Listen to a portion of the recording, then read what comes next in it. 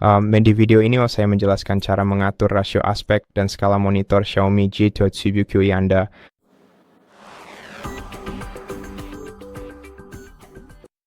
Jadi, kita memiliki pengaturan bawaan di monitor yang secara teori memungkinkan kita mengubah rasio aspek. Namun sayangnya, saya punya dua contoh di mana hal ini tidak berhasil untuk saya, jadi secara umum begitu. Untuk mengaksesnya, Anda harus menekan tombol joystick di bagian belakang monitor Anda. Dan setelah Anda melihat D-pad ini, Anda harus menggeser joystick ke sisi kanan untuk membuka pengaturan OSD. Dan sekarang untuk mengatur rasio aspek, Anda harus masuk ke sistem dan di sistem pilih rasio aspek.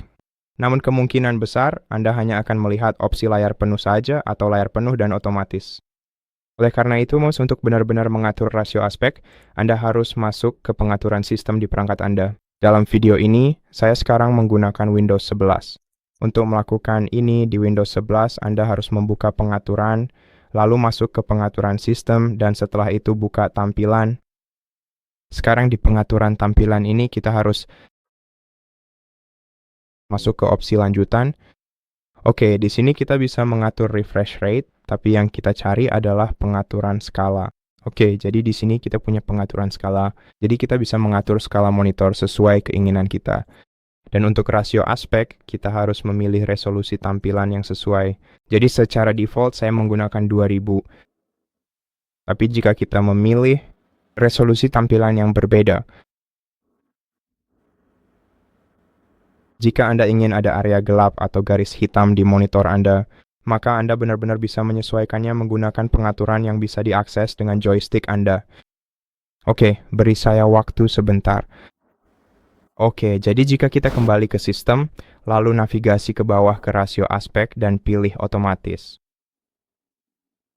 maka secara teori kita akan bisa benar-benar mendapatkan garis hitam atau area gelap di layar kita. Oke, seperti pada opsi ini. Oke, mari kita simpan perubahan. Oke, sekarang tampilan sebenarnya bahkan lebih kecil dari sebelumnya. Mari kita kembali ke nilai yang direkomendasikan dan simpan perubahan. Jadi ya begitulah caranya. Terima kasih sudah menonton video ini. Jika video ini membantu Anda, silakan pertimbangkan untuk berlangganan ke channel kami. Beri kami like dan komentar di bawah, dan saya akan bertemu Anda di video berikutnya.